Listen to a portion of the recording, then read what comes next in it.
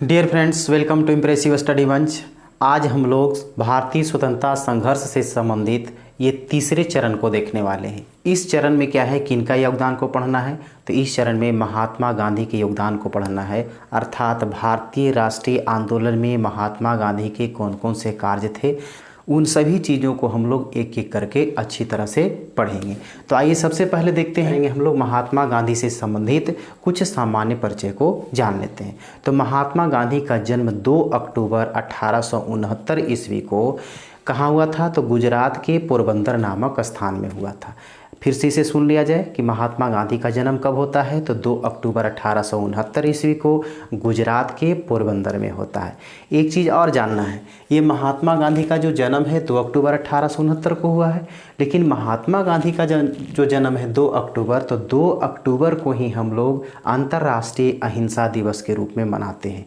याद रखना है कि अंतर्राष्ट्रीय अहिंसा दिवस किस दिन मनाते हैं, तो 2 अक्टूबर को। गांधी जयंती किस दिन मनाते हैं, तो 2 अक्टूबर को। अब इसके बाद आता है कि महात्मा गांधी का बचपन का नाम क्या था। तो महात्मा गांधी का बचपन का नाम था मोहनदास करमचंद गांधी। अब देखिए, इन्हीं के नाम में क्या है, इनके पिता का नाम भी जुड़ा हुआ है। तो इनके पिता का नाम क्या था, करमचंद गांधी, और इनके बचपन का क्या नाम था, तो मोहनदास करमचंद गांधी। माता कौन थी, पुतलीबाई, पिता कौन थे, करमचंद गांधी। अब इनकी पत्नी का नाम क्या था, पत्नी का नाम भी बड़ा इम्पोर्टेंट है। पत्नी का नाम क्या था, कस्तूरबा गांधी। एक चीज़ और याद रखना है कि महात्मा गांधी का जो विवाह हुआ था ना, बहुत कम उम्र में हुआ था, यानी मात्र 13 वर्ष की आयु में इनका विवाह कस्तूरबा गांधी से हो गया था। कस्तूरबा गांधी की भी उम्र जो थी ना, उस समय 13 वर्ष की ही थी। अब इसके आगे क्या आता है कि इनके संतान कितने थे। तो महात्मा गांधी के 4 पुत्र थे। चारों पुत्र का नाम क्या था, हरिलाल, मनीलाल, रामदास और देवदास। और गांधी जी का क्या नाम था, मोहनदास। ठीक है, इनके संतान कितने थे, 4, हरिलाल, मनीलाल, रामदास और देवदास। अब इसके आगे क्या है कि महात्मा गांधी को कुछ अन्य नामों से भी पुकारा गया है। जैसे महात्मा गांधी को महात्मा कहा गया, तो महात्मा किसने कहा था, तो रविंद्रनाथ टैगोर, यानी गुरुदेव रविंद्रनाथ टैगोर ने महात्मा गांधी को महात्मा के नाम से पुकारा था। अगर पूछा जाएगा कि महात्मा गांधी को महात्मा किसने कहा था, तो गुरुदेव रविंद्रनाथ टैगोर ने। और रविंद्रनाथ टैगोर को गुरुदेव किसने कहा था, महात्मा गांधी ने कहा था। फिर है कि महात्मा गांधी को बापू किसने बोला है, या राष्ट्रपिता किसने बोला है। तो राष्ट्रपिता बापू का मतलब भी होता है पिता, और राष्ट्रपिता यानी हमारे देश की पिता। तो हमारे देश की पिता यानी राष्ट्रपिता कौन कहलाते हैं, महात्मा गांधी। बापू कौन कहलाते हैं, महात्मा गांधी। तो ये शब्द कहने वाला, ये नाम जो देने वाला था, वो व्यक्ति का नाम क्या है, तो उसका नाम है सुभाष चंद्र बोस। अब इसके बाद एक चीज़ और आता है, इनके पढ़ाई से संबंधित। महात्मा गांधी 1889 ईस्वी में लंदन चले जाते हैं। तो लंदन किस लिए जाते हैं, तो बैरिस्ट्री की पढ़ाई करने के लिए लंदन जाते हैं, और वहाँ 1889 से 1891 ईस्वी तक लंदन में रह करके बैरिस्ट्री की पढ़ाई कंप्लीट करते हैं। जब 1891 के बाद, यानी जब 92 में ये भारत जब पुनः लौटते हैं, तो भारत में आने के बाद 1892 में क्या होता है कि एक मुस्लिम व्यापारी दादा अब्दुल्ला से इनकी मुलाकात होती है। अब दादा अब्दुल्ला का क्या है कि दक्षिण अफ्रीका में मुकदमा चलते रहता है। तो उस मुकदमा को सुलझाने के लिए, समझने के लिए, देखने के लिए, उससे निपटारा पाने के लिए क्या करता है, दादा अब्दुल्ला महात्मा गांधी को आग्रह करता है दक्षिण अफ्रीका आने के लिए। तो दादा अब्दुल्ला के आग्रह पर महात्मा गांधी क्या करते हैं, 1893 ईस्वी में ये कहाँ चले जाते हैं, दक्षिण अफ्रीका में जाते हैं। अब दक्षिण अफ्रीका में जाते हैं तो वहाँ पर क्या है कि एक नीति अपनाई जाती है, काले गोरे का वहाँ भेदभाव बहुत ज़्यादा रहता है। उसी से संबंधित क्या है कि महात्मा गांधी के साथ एक घटना घट जाती है, जिसको रेल घटना के नाम से जानते हैं। अब रेल घटना के मतलब क्या है कि डरबन से प्रिटोरिया के लिए क्या कर रहे थे, ये यात्रा कर रहे थे।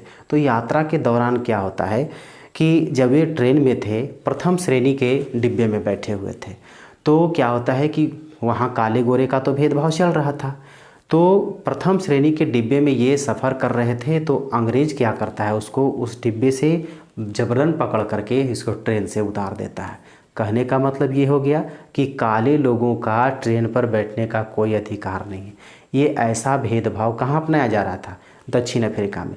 तो महात्मा गांधी के साथ ये ऐसा व्यवहार किया गया, तो महात्मा गांधी ने सोचा कि ये जो काले गोरे का भेदभाव है इसे मिटाना अति आवश्यक है, और उनके दिमाग में हो गया कि इससे संबंधित क्या है कि कुछ सत्याग्रह चलाना जरूरी है, जो आगे चल कर के क्या होता है कि वे सत्याग्रह चलाते हैं। फिर आता है 1894 का। अब देखिए दक्षिण अफ्रीका में है महात्मा गांधी, तो दक्षिण अफ्रीका में क्या क्या काम हो रहा है, ध्यान से सुनेंगे। 1894 ईस्वी में क्या करते हैं, 1893 में चले गए हैं दक्षिण अफ्रीका। 1894 में क्या होता है, वहाँ नाडाल इंडियन की स्थापना करते हैं। अगर पूछेगा कि नाडाल इंडियन की स्थापना किसने किया, तो महात्मा गांधी ने किया। कहाँ किया, तो दक्षिण अफ्रीका में। कब किए थे, तो 1894 में। फिर 1894 का बाद का जो समय आता है 1903 का, उन्होंने दक्षिण अफ्रीका में एक पत्रिका को प्रकाशन किया जिसका नाम था द इंडियन ओपिनियन। फिर है 1904 ईस्वी का। 1904 में क्या है कि दक्षिण अफ्रीका में महात्मा गांधी क्या करते हैं, फिनिक्स आश्रम की स्थापना करते हैं। यह फिनिक्स आश्रम कहाँ है, तो ये फिनिक्स आश्रम जो है दक्षिण अफ्रीका में किसके द्वारा स्थापित किया गया है, तो महात्मा गांधी के द्वारा। कब इसकी स्थापना होती है, तो 1904 ईस्वी में। फिर आता है कि दक्षिण अफ्रीका में ही महात्मा गांधी अपने पूरे जीवन का सबसे पहला सत्याग्रह शुरू करते हैं। अब पूछेगा कि सबसे पहला सत्याग्रह कौन था, कहाँ था, तो दक्षिण अफ्रीका में हुआ था। ऐसा नहीं समझ जाना है कि चंपारण सत्याग्रह जो था वो पहला सत्याग्रह था, नहीं। महात्मा गांधी जी के पूरे जीवन का जो सबसे पहला सत्याग्रह था वो कहाँ था, दक्षिण अफ्रीका में था। ठीक है, तो 1906 ईस्वी में महात्मा गांधी ने सबसे पहला जो सत्याग्रह किया था वो दक्षिण अफ्रीका में किया था। अब इसके बाद फिर क्या है कि 1909 ईस्वी में हिंद स्वराज की रचना की। हिंद स्वराज नामक जो पुस्तक है इसकी रचना किसने की है, इस ग्रंथ की रचना किसने की है, तो महात्मा गांधी ने। अब एक चीज़ याद रखना है कि ये जो भी ये कार्य हुआ है ये काम कहाँ हुआ है, तो दक्षिण अफ्रीका में महात्मा गांधी जी के द्वारा हुआ है। फिर से इसको ऐसे याद कर लेंगे कि 1904 ईस्वी में 1894 में क्या होता है, नाडाल इंडियन की स्थापना दक्षिण अफ्रीका में।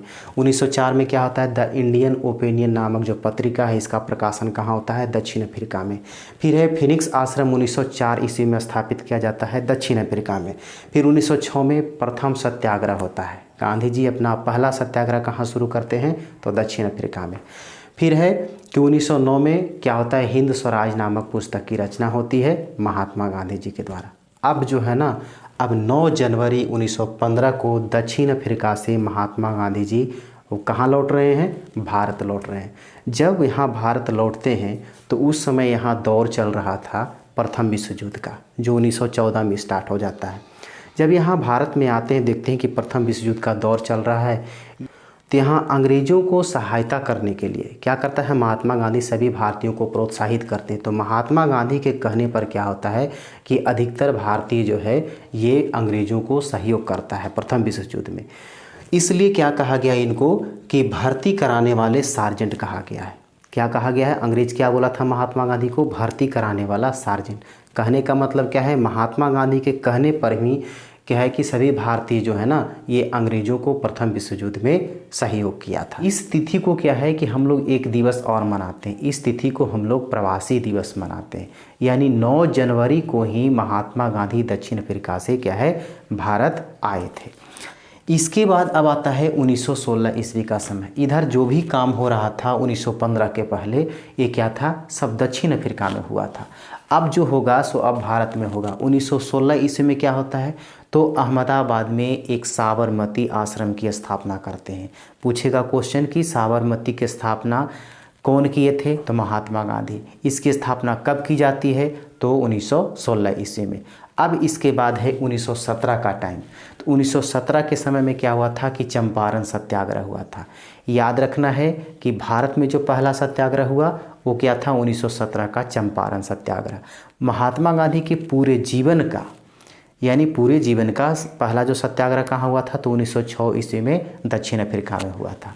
तो चंपारण सत्याग्रह से क्या समझते हैं, तो चंपारण में क्या था, 3 कठिया प्रणाली लागू था। 3 कठिया प्रणाली क्या है कि 20 कट्ठा में 3 कट्ठा भूमि पर नील की खेती किया जाता था। वहाँ नील्हे लोग 3 कठिया प्रणाली से क्या थे, जुड़े थे। यानी उनको क्या करना था कि किसानों से 3 कट्ठा भूमि पर नील की खेती अवश्य कराना था। नील की खेती किसानों के लिए बड़ा असहनीय बात थी। कारण ये था कि नील की खेती जिस भूमि पर की जाती थी तो अगले फसल के लिए कहता है कि वो भूमि उपजाऊ नहीं रहता था, यानी उसमें उर्वरा शक्ति जो है ना, उर्वरा शक्ति नष्ट हो जाता था, वो भूमि बंजर हो जाता था।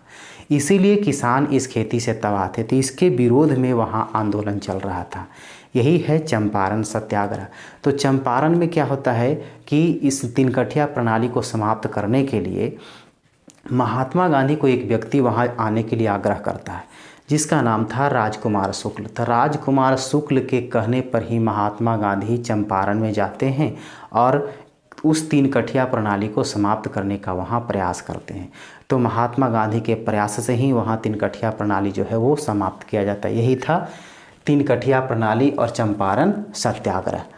फिर 1918 ईस्वी का समय आता है। तो 1918 में महात्मा गांधी अहमदाबाद गए थे। तो अहमदाबाद में क्या था कि मिल मजदूर वहाँ हड़ताल कर रहे थे। तो मिल मजदूर वहाँ हड़ताल किस लिए किए? कारण था कि मजदूरों का डिमांड था कि 50% हमको प्लेग बोनस दिया जाए, लेकिन कहता है कि उसको मानने के लिए तैयार नहीं था। तो जो मिल मालिक था वो क्या है कि 50% बोनस देने के लिए जब तैयार नहीं था तो महात्मा गांधी वहाँ जाते हैं। पहले तो समझौता होता है कि 35% जो है ना ये बोनस मजदूरों को दे दिया जाए, लेकिन फिर भी बात नहीं माना जाता है। तो महात्मा गांधी वहाँ क्या करते हैं, अनशन पर बैठ जाते हैं। अंततोगत्वा 20%, 25% बोनस पर कहता है कि वहाँ तैयारी की जाती है और वहाँ का समस्या का निपटारा किया जाता है। फिर 1918 ईस्वी का ही समय आता है खेड़ा आंदोलन का। अब खेड़ा कहाँ पड़ता है? तो खेड़ा गुजरात में पड़ता है।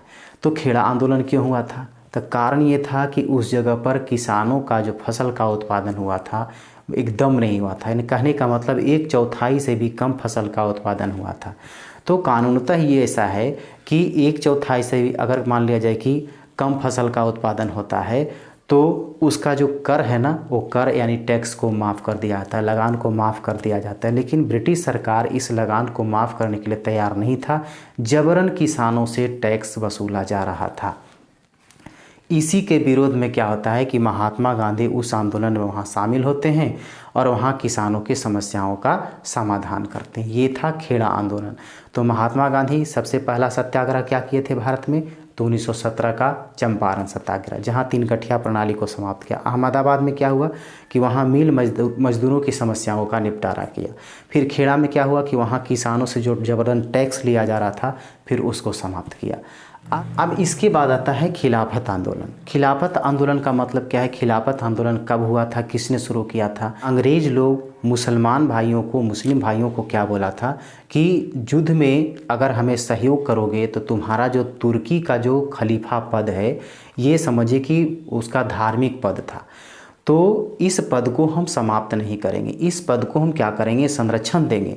लेकिन कहता है युद्ध समाप्त होने के बाद ये अंग्रेज जो है ये वादा से मुकर जाता है और जो तुर्की का जो खलीफा का जो पद था वो खलीफा पद को समाप्त कर देता है, जिससे क्या होता है कि मुसलमान लोगों में ये क्रोध की भावना जाग जाती है और ये आंदोलन करना शुरू करता है। तो ये सभी मुस्लिम लोग एक होकर के क्या करते हैं कि खिलाफत आंदोलन चलाते हैं।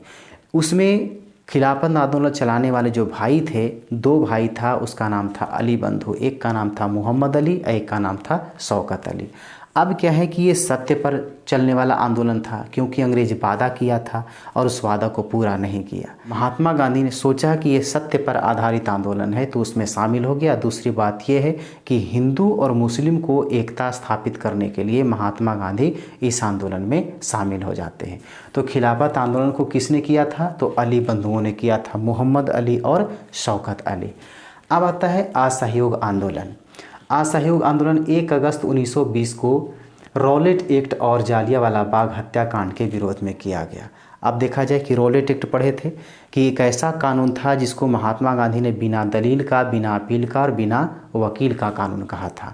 इसमें क्या था कि शक के आधार पर भारतीयों को पकड़ लिया जाता था कि ये क्या है कि क्रांतिकारी है, ये सरकारी काम में कहता है कि व्यवधान उत्पन्न करेगा, तो उसको शक के आधार पर क्या है कि पकड़ करके और जेल भेज दिया जाता था। तो इसके विरोध में और फिर जालियांवाला बाग कितना दर्दनाक घटना था, जहाँ पर कहता है कि निर्दोष लोगों को उस पर गोलियां चला करके उसे मार दिया गया था। तो इसके विरोध में यानी रॉलेट एक्ट के विरोध में और जालियांवाला बाग हत्याकांड के विरोध में महात्मा गांधी क्या करते हैं, असहयोग आंदोलन चलाते हैं। तो असहयोग आंदोलन की शुरुआत कब होती है, 1 अगस्त 1920 ईस्वी को। इसी बीच में क्या है कि जब ये असहयोग आंदोलन चलता रहता है तो क्रांतिकारी लोग चौरी चौरा नामक स्थान पर जब रहते हैं, चौरी चौरा कहाँ है, गोरखपुर में है। तो वहाँ पर क्या होता है कि क्रांतिकारियों के साथ जो है ना पुलिस कर्मी का मुठभेड़ हो जाता है। पुलिसकर्मी क्या करते हैं, लाठी चार्ज कर देते हैं, जिससे क्या होता है कि यह आंदोलन जो है हिंसक हो जाता है। यानी कहने का मतलब महात्मा गांधी का कहना था कि ये जो है ना ये अहिंसा पर आधारित है, मारपीट खून खराबा नहीं होना चाहिए। लेकिन क्या होता है कि पुलिस जबरन जो है ना इस पर कहता है लाठी चार्ज कर देता है, जिससे क्या होता है क्रांतिकारी क्रोधित होकर के अब उस थाना में घुस जाता है। अब थाना में घुसने के बाद क्या है कि जो वहाँ प्रभारी था, थाना प्रभारी यानी दरोगा, और क्या है कि 21 पुलिसकर्मी, वो क्या करता है, क्रांतिकारी लोग थाना में आग लगा देते हैं, जिससे कहता है कि वो जल जाता है, तो जिंदा जला दिया जाता है। ये क्रांतिकारियों के द्वारा जब ऐसा काम किया जाता है तो ये असहयोग आंदोलन जो है ना ये हिंसक आंदोलन हो जाता है। जब गांधी जी को पता चलता है तो इस आंदोलन को वो रोक देने का, स्थगित करने का बात बोलते हैं। तो ये कब इसको रोका जाता है, तो देखा जाए इसमें कि आंदोलन हिंसक हो जाने पर 11 फरवरी 1922 को स्थगित कर दिया जाता है महात्मा गांधी जी के द्वारा। अब उस समय महात्मा गांधी कहाँ थे, क्वेश्चन अगर पूछेगा कि चौरी चौरा जो हत्याकांड हुआ था उस समय महात्मा गांधी कहाँ थे, तो उस समय महात्मा गांधी बारदौली में थे। तो 11 फरवरी 1922 ईस्वी को ये आंदोलन को स्थगित कर दिया जाता है। और ये चौरी चौरा हत्याकांड किस दिन होता है, तो 5 फरवरी 1922 ईस्वी को होता है। ये याद रखना है। जब अचानक असहयोग आंदोलन को महात्मा गांधी जी के द्वारा जब स्थगित कर दिया जाता है तो बहुत से ऐसे नेता हैं जो महात्मा गांधी से रुष्ट हो जाते हैं। यानी कहने का मतलब क्या है कि लोगों को लग रहा था कि अब जो है क्रांति तेज होगा, अब जो है ये क्रांति तेज होगा, अब हमें सफलता मिलेगी। लेकिन महात्मा गांधी जी के द्वारा अचानक ये निर्णय लिया जाता है और ये आंदोलन को बंद कर दिया जाता है। इससे लोग रुष्ट हो गए थे। और फिर क्या है कि इसी के फलस्वरूप मोतीलाल नेहरू और चित्तरंजन दास इलाहाबाद में एक पार्टी की स्थापना करते हैं 1923 में। असहयोग आंदोलन कब शुरू हुआ था, 1920 में, 1 अगस्त 1920 में। और क्या है कि 11 फरवरी 1922 को स्थगित कर दिया गया। और मार्च के महीने में 1923 ईस्वी में क्या होता है, इलाहाबाद में स्वराज पार्टी की स्थापना की जाती है। कौन कौन लोग करते हैं, तो मोतीलाल नेहरू और चित्तरंजन दास। अब इसके बाद फिर है कि सविनय अवज्ञा आंदोलन। सविनय अवज्ञा आंदोलन क्या था, बात इस समय की है कि 2 मार्च 1930 ईस्वी को महात्मा गांधी क्या किए थे कि एक पत्र लिखे थे वायसराय को। पत्र में ब्रिटिश शासन के दुष्प्रभाव का वर्णन किया गया था और 11 सूत्री मांग का वर्णन था। महात्मा गांधी का डिमांड था कि मेरा जो 11 सूत्री मांग है, अगर इसे पूरा नहीं किया जाएगा तो 12 मार्च को क्या करेंगे हम, 12 मार्च 1930 ईस्वी को क्या है कि हम नमक कानून का उल्लंघन करेंगे। यही क्या होता है कि वायसराय इनकी बातों पर कोई ध्यान नहीं देता, इनका कोई मांग पूरा नहीं करता है, नज़रअंदाज कर देता है। तो महात्मा गांधी क्या निर्णय लेते हैं, 12 मार्च 1930 ईस्वी को दांडी यात्रा करते हैं। अब दांडी यात्रा क्या है कि साबरमती से दांडी पहुंचते हैं। याद रखना है कि दांडी यात्रा में कहाँ से कहाँ गए, तो साबरमती से दांडी नामक स्थान पर गए थे। जिस समय कहता है कि प्रस्थान किए थे साबरमती से, उस समय इनके कितने सहयोगी थे, उस समय मात्र 78 सहयोगी थे। और जब कहता है कि साबरमती से दांडी पहुंचते हैं तो रास्ते में इन्हें बहुत से सहयोगी मिले। इसके बाद फिर क्या है कि 6 मार्च 1930 ईस्वी को, ऐसे 5 मार्च 1930 ईस्वी को दांडी पहुंच जाते हैं। अब 6 मार्च 1930 ईस्वी को महात्मा गांधी समुद्र के जल से यानी समुद्री जल से क्या करते हैं, नमक बनाते हैं और नमक कानून को भंग करते हैं। यही था दांडी यात्रा। तो दांडी यात्रा से क्वेश्चन आता है कि दांडी यात्रा कब किया गया था, तो 12 मार्च 1930 ईस्वी को। कहाँ से कहाँ तक, तो साबरमती से दांडी तक। जब यात्रा पर निकले थे तो महात्मा गांधी के साथ कितने सहयोगी थे, 78 सहयोगी थे। इतना ही नहीं, ये 24 दिन में पहुँचे थे, 240 किलोमीटर दूरी तय किए थे। और 6 मार्च 1930 ईस्वी को दांडी पहुंचकर वहां क्या किए थे, नमक बनाकर नमक कानून को तोड़ने का काम किए थे।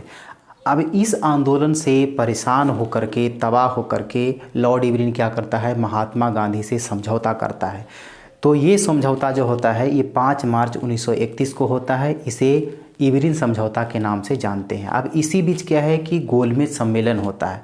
तो गोलमेज सम्मेलन जो है उसमें भारत से कौन लोग भाग लेते हैं, उस गोलमेज सम्मेलन का विषय क्या होता है, तब आइए उसको देखते हैं। तो ये है गोलमेज सम्मेलन। तो गोलमेज सम्मेलन जो हुआ है वो 3 बार हुआ है। तो पहला गोलमेज सम्मेलन कब हुआ था, तो ये हुआ था 12 नवंबर 1930 ईस्वी को। फिर दूसरा गोलमेज सम्मेलन 7 सितंबर 1931 ईस्वी को। फिर तीसरा गोलमेज सम्मेलन जो हुआ है वो 17 नवंबर 1932 ईस्वी को हुआ है। ये तीनों गोलमेज सम्मेलन में कांग्रेस के तरफ से कहता है कि मात्र एक सम्मेलन में भाग लिया जाता है। वो था कौन, द्वितीय गोलमेज सम्मेलन। इसमें केवल महात्मा गांधी कांग्रेस की तरफ से भाग लेते हैं। और इसमें क्या है कि जब इसमें अपना डिमांड रखते हैं तो महात्मा गांधी को इनकी मांगों को ठुकरा दिया जाता है, नहीं माना जाता है। तो महात्मा गांधी फिर पुनः क्या करते हैं, इसको ठुकराए जाने पर 3 जनवरी 1932 इसको फिर से सविनय अवज्ञा आंदोलन चालू करते हैं। और फिर क्या है कि 17 अप्रैल 1934 ईस्वी को ये पूर्ण रूप से सविनय अवज्ञा आंदोलन को वापस ले लेते हैं। ये था महात्मा गांधी द्वारा द्वितीय गोलमेज सम्मेलन में भाग लेना। अब ये जो दोनों गोलमेज सम्मेलन प्रथम और तृतीय, इसमें कांग्रेस भाग नहीं लेता है। लेकिन अगर एक क्वेश्चन पूछेगा कि कौन ऐसे व्यक्ति थे जो तीनों गोलमेज सम्मेलन में भाग लिए थे, तो भारत से कौन गए थे, तो ये BR आम्बेडकर गए थे। कौन गए थे, BR आम्बेडकर। अब भीमराव आम्बेडकर जो है सो तीनों गोलमेज सम्मेलन में भाग लेते हैं। अब एक चीज़ और है, इस गोलमेज सम्मेलन में जब भीमराव आम्बेडकर भाग लेते हैं तो प्रतिनिधित्व किसका करते हैं, ये दलितों का प्रतिनिधित्व करते हैं। अछूतों का प्रतिनिधित्व करने के लिए इनको बुलाया जाता है। अब तृतीय गोलमेज सम्मेलन में जो विषय था वो क्या था कि दलितों के लिए एक अलग निर्वाचन क्षेत्र होना चाहिए। इसमें क्या है कि 78 निर्वाचन क्षेत्र की बात कही गई है। अब इससे क्या है कि यह जो बात कही गई थी वो भारतीय राष्ट्रीय आंदोलन को कमज़ोर बनाने की दृष्टि से और हिंदुओं को तोड़ने की दृष्टि से ये बात कही गई। जब घोषणा प्रधानमंत्री रैमजे मैकडोनाल्ड के द्वारा जब भारत आता है ये घोषणा कि दलितों के लिए अलग निर्वाचन क्षेत्र होना चाहिए, तब महात्मा गांधी क्या करते हैं, इसको घोर विरोध करते हैं। अब इस घोषणा को क्या कहा पता है, इस घोषणा को राष्ट्रीय पंचांग कहा गया है या कॉमनल अवार्ड के रूप में जाना गया है। अब महात्मा गांधी क्या करते हैं, इसको घोर विरोध करते हैं। यहाँ तक कि क्या है कि इसको समाप्त करने के लिए ये अनशन पर चले जाते हैं। अंत में भीमराव अंबेडकर के साथ इनका क्या होता है, एक समझौता होता है जिसको पूना पैक्ट या पूना समझौता के नाम से जाना जाता है। अब आता है भारत छोड़ो आंदोलन। भारत छोड़ो आंदोलन का जो प्रस्ताव पारित किया गया था, कांग्रेस 1942 ईस्वी में वर्धा में इस प्रस्ताव को पारित किया था। अब जो है सो कांग्रेस कार्य समिति क्या करता है, इस प्रस्ताव को 8 अगस्त 1942 को स्वीकार कर लेता है। फिर महात्मा गांधी 9 अगस्त 1942 को ये आंदोलन शुरू कर देता है। इस आंदोलन में कितने लोग पकड़े जाते हैं, कितने लोगों को जेल जाना पड़ता है। और इस आंदोलन का जो मुख्य नारा था वो था करो या मरो, यानी डू एंड डाई। तो करो और मरो का नारा किसने दिया था, महात्मा गांधी ने। किस आंदोलन में ये नारा दिया गया था, तो भारत छोड़ो आंदोलन में। लास्ट में क्या होता है कि महात्मा गांधी की जो मृत्यु होती है 30 जनवरी 1948 ईस्वी को, ये नाथूराम गोडसे के द्वारा गोली मारकर हत्या कर दी जाती है। इस तिथि को हम लोग क्या करते हैं, शहीद दिवस के रूप में मनाते हैं। तो गांधी जी से जुड़े हुए बातों से क्या है कि हम अनेक तिथि को मनाते हैं। 2 अक्टूबर को अंतर्राष्ट्रीय अहिंसा दिवस के रूप में मनाते हैं। 9 जनवरी को प्रवासी दिवस मनाते हैं। 30 जनवरी को क्या करते हैं हम लोग, शहीद दिवस के रूप में मनाते हैं। तो इस प्रकार क्या है कि महात्मा गांधी से जुड़े हुए हमने बहुत से फैक्ट को देखा है और उम्मीद है कि आपको अच्छे तरीके से समझ में आया होगा। और इसके बाद जो अगला टॉपिक होगा उसे हम अगले वीडियो में लेकर के आएँ।